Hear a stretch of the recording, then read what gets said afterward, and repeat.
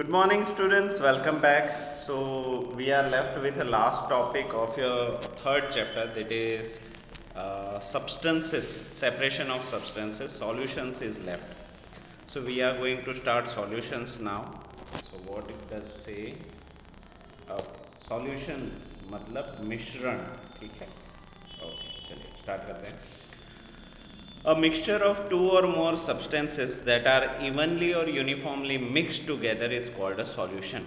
ऐसा मिक्सचर जिसके अंदर दो या दो से ज़्यादा सब्सटेंस हो और दोनों एक दूसरे के अंदर बरोबर घुले हुए हो, तो ऐसे सब्सटेंसेस को हम सॉल्यूशन बोलेंगे. ठीक है. अभी फॉर एग्जांपल पानी और नमक की बात करें तो नमक पानी में घुला है और पानी नमक में घुला है, दोनों चीज़ें आप बोल सकते हो, है कि नहीं? दोनों एक दूसरे के प्रति एट्रैक्टिव होते हैं, एक दूसरे के अंदर घुल जाते हैं, तो ऐसी चीज़ों को हम सॉल्यूशन बोल सकते हैं. ठीक है. The substance being dissolved which is less in quantity is known as a solute.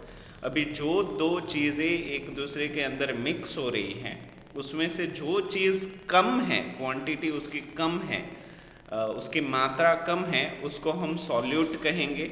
And the substance in which the solute is being dissolved, और ये कम मात्रा वाली चीज़ जिस चीज़ में घुल रही है, ज़्यादा मात्रा में घुल रही है, उसको हम बोलेंगे solvent.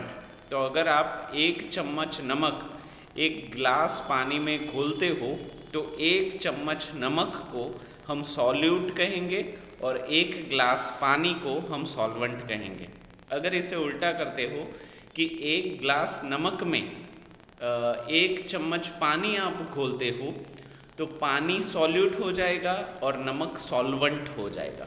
It depends on the quantity, कौन सी चीज़ ज़्यादा है. Thus solute plus solvent is equal to solution. इसीलिए सॉल्यूशन का मतलब होता है solute plus solvent. For example in a mixture of salt and water, उदाहरण के तौर पे अगर आप नमक और पानी का मिक्सचर ले, salt is the solute and water is the solvent. नमक को सॉल्यूट कहा जाएगा और पानी को solvent. The mixture is called a salt solution, और उस मिक्सचर को हम बोलेंगे salt solution. Also, when carbon dioxide is added in water, carbon dioxide is solute and water is the solvent. अभी आप बोलोगे सर पानी में कार्बन डाइऑक्साइड कौन मिलाता है? तो जो भी आप सोडा पीते हो ना, उस सोडा के अंदर कार्बन डाइऑक्साइड दबा के भर दिया प्रेशर से भर दिया जाता है ताकि उसमें उबाल आए, उसमें आपको जो डकार आती है ना, वो उसी की वजह से आती है. कार्बन डाइऑक्साइड गैस को पानी के अंदर प्रेशर करके भर दिया जाता है ताकि उसमें सोडा जैसी फीलिंग आए. समझ में आया? ठीक है. तो अभी बात करते हैं सॉल्युबिलिटी की. सॉल्युबिलिटी क्या है, शॉर्ट में बताऊं तो जिस क्वांटिटी में, जिस ताकत में सॉल्वेंट मिक्स हो रहा है, उसको हम सॉल्युबिलिटी बोलते हैं.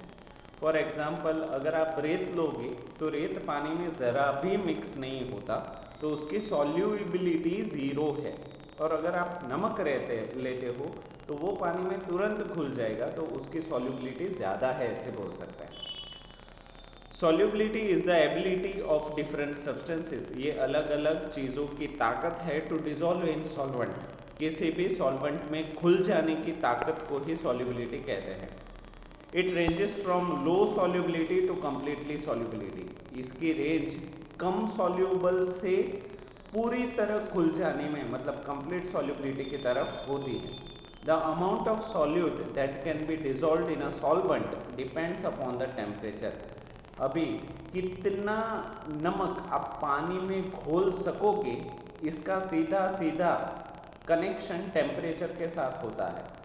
अगर पानी ठंडा है तो कम नमक घोल पाओगे, और पानी गर्म है, उबला हुआ है, तो ज़्यादा नमक घोल पाओगे. तो जैसे जैसे टेम्परेचर आप बढ़ाते हो, आप सॉल्युबिलिटी की ताकत को बढ़ाते हो. तो सॉल्युबिलिटी को अपना तो ताकत है ही, बट अगर उसकी ताकत को बढ़ाना हो तो टेम्परेचर वाइटल रोल प्ले करता है, उसका बहुत ही इंपॉर्टेंट रोल होता है. You can heat a mixture to increase the solubility of solute in it. अगर आप चाहो तो ज़्यादा नमक को पानी के अंदर घोल सकते हो, ज़्यादा चीनी को पानी के अंदर घोल सकते हो, अगर आप उसका टेम्परेचर बढ़ा दो. तो आपने देखा होगा कि जब मम्मी गुलाब जामुन बनाती है तो वो क्या करती है, पहले तो पानी के अंदर शुगर डाल के उसको गोल गोल घुमाती है, ठीक है। एक पॉइंट के बाद चीनी जो है वो पानी में घुलना बंद हो जाती है, तो उस वक्त मम्मी क्या करती है, उस घोल को, उस सॉल्यूशन को गैस के ऊपर चढ़ा के गैस को धीमी आंच पे शुरू कर देती है, और बाद में ज़रूरत के हिसाब से चीनी को और घोलती जाती है कि नहीं। तो आप सोचो, आप तो साइंस पढ़ के ये चीज़ आप पता कर रहे हो कि solubility depends on a temperature. आपके मम्मी ने तो साइंस नहीं पढ़ा, फिर भी उनको पता है कि नहीं, ठीक है। So solution in it, unsaturated and saturated solutions. अभी अनसैचुरेटेड सॉल्यूशन हम किसको कहेंगे और सैचुरेटेड सॉल्यूशन हम किसको कहेंगे। Add a spoonful of sugar in water of glass. एक क्या करो आप, एक पानी वाला ग्लास लो और एक पूरी चम्मच शुगर उसमें डाल दो, स्टिर इट, उसको हिलाओ। You will find that it dissolves quite easily. आप देखोगे कि एक चम्मच शुगर, चीनी, बड़ी आसानी से ग्लास के अंदर घुल जाती है। Now try adding a bit more sugar and stir it again. अभी दूसरी चम्मच डालो और उसको हिलाना शुरू करो। It will still dissolve. आप देखोगे कि ये दूसरा चम्मच भी पानी के अंदर घुल गया। This is an unsaturated solution. तो जब तक पानी शुगर मांगता है या फिर जब तक पानी के अंदर शुगर घुलती रहती है, गायब हो जाती है, तो ऐसे सॉल्यूशन को हम अनसैचुरेटेड सॉल्यूशन कहेंगे, या फिर प्योर सॉल्यूशन भी आप बोल सकते हो, ठीक है। अनसैचुरेटेड, सैचुरेटेड का मतलब होता है तृप्त, मतलब सेटिस्फाइड, और अनसैचुरेटेड का मतलब होता है नॉन सेटिस्फाइड। उसको अभी संतुष्ट नहीं, उसको अभी और शुगर दोगे तो भी वो खा लेगा, लाइकवाइज। तो अनसैचुरेटेड का मतलब होता है नॉन सेटिस्फाइड। नींबू पानी इज एन अनसैचुरेटेड सॉल्यूशन। आपने नींबू पानी पिया है तो आप देखोगे कि उसके अंदर और भी शुगर और भी नमक आप डाल सकते हो, ठीक है, तब भी वो घुल जाएगा, तो उसको हम बोलेंगे unsaturated solution. But as you keep adding sugar to the water, at some point there will be some undissolved sugar at the bottom.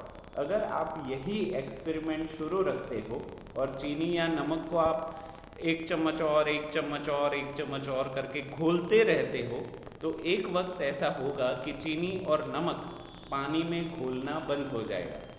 Sugar and salt will not get dissolved in water. There are some particles left at the bottom of the container. जिस बर्तन में आप उसको घुमा रहे हो उसके नीचे थोड़े थोड़े सॉल्ट या शुगर रह जाएंगे।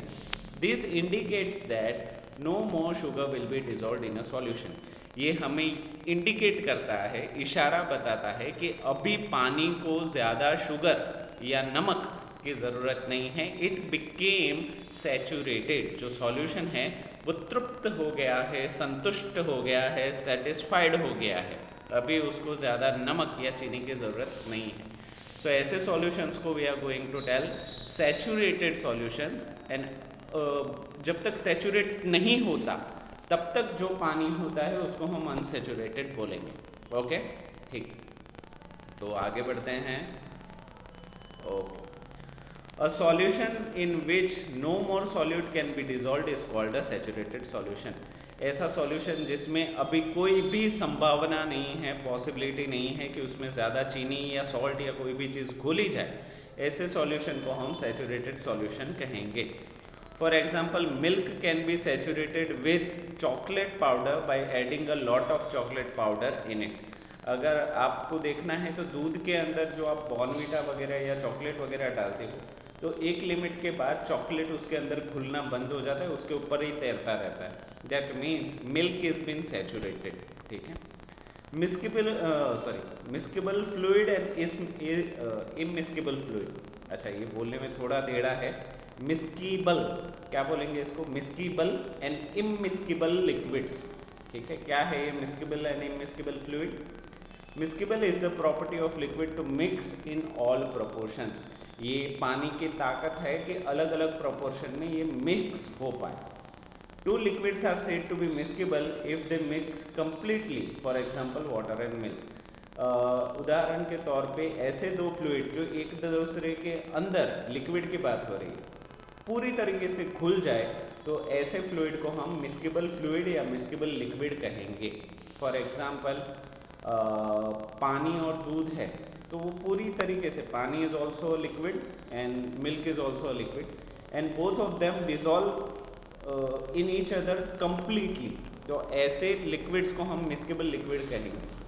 बट अगर आपने कभी पेट्रोल और पानी को मिक्स किया है तो पेट्रोल पानी के ऊपर तैरता है, या फिर तेल और पानी को मिक्स किया है तो oil will float on a water. तो आप देखोगे कि इसको कितना भी हिलाओ but after some time it will be separated, हाँ या ना। तो ऐसे जो दो लिक्विड्स हैं उसको इमिस्केबल लिक्विड कहेंगे। Two liquids are said to be immiscible if they do not form a clear solution or mixture but form two layers, for example oil and water। अगर इन दोनों को मिक्स करते भी हो तो आपको थोड़ी देर के लिए लगेगा कि मिक्स हो गया है, but when you leave them undisturbed, आप जब उसको अनडिस्टर्ब छोड़ देते हो तो वो दोनों के बीच में एक लेयर बन जाता है। तो ऐसे लिक्विड्स को हम इमिस्केबल लिक्विड कहेंगे। इससे रिलेटेड एक कॉमन क्वेश्चन है, मैं आपको पूछता हूँ कि हवा में नाइट्रोजन, ऑक्सीजन, कार्बन डाइऑक्साइड सारे गैसेस मिल गए हैं, है कि नहीं। तो इसमें भी हम सेपरेट नहीं कर पाते। अगर हम उसको अनडिस्टर्ब छोड़े तो ऐसा नहीं होता कि ऑक्सीजन अलग हो गया, कार्बन डाइऑक्साइड हो गया। तो ऐसा जो हमारा एटमॉस्फेयर है, ऐसे एटमॉस्फेयर को हम क्या बोलेंगे? हम बोलेंगे इसको मिस्केबल फ्लूइड। ठीक है, फ्लूइड और लिक्विड में फर्क होता है। लिक्विड इंडिकेट करता है सिर्फ पानी को, जबकि फ्लूइड इंडिकेट करता है पानी और हवा दोनों। तो अगर आपको ये पूछे कि इट इज़ अ फ्लूइड, उसका मतलब होता है या तो ये पानी होगा या तो वो हवा होगा। पर अगर कोई बोले इट इज़ अ लिक्विड तो वो टोटली लिक्विड होगा, पानी होगा। ओवरव्यू, इस पूरे चैप्टर में हमने क्या क्या सीखा एक एक करके डिस्कस करते हैं।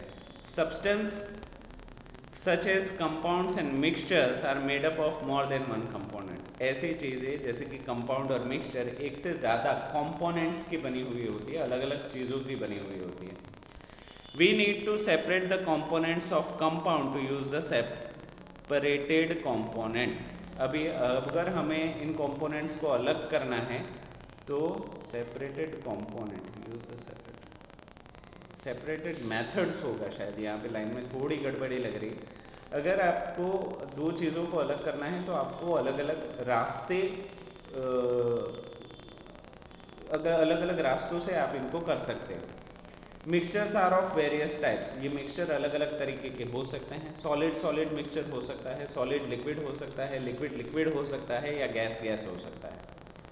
Different methods of separations are use for various type of mixture. इन सभी को अलग अलग करने के लिए अलग अलग रास्ते हो सकते हैं। थ्रेशिंग, हमने इन सभी के बारे में बात की थी, आप एक बार देख लो। Threshing, winnowing, hand picking, sieving are the methods of separating solid solid mixtures. Evaporation, sedimentation, ठीक है। Threshing, winnowing, hand picking and sieving are the methods of separating solid solid mixture. Solid में से सॉलिड को अलग करना है तो ये सारे रास्ते हो सकते हैं। Evaporation, sedimentation, condensation, filtration and loading are the methods of separating liquid liquid mixtures. ये भी हमें पता है। अ मिक्सचर ऑफ टू और more substances evenly mix together is called a solution. ये भी हमें पता है। Solution is the ability of different substances to dissolve in the solid. Solubility, इसकी ताकत जो भी हमने पढ़ा। तो इसी के साथ ये चैप्टर आपका होता है कंप्लीट। इसके आप आई होप कि चेक पोस्ट आपने लिख लिए होंगे।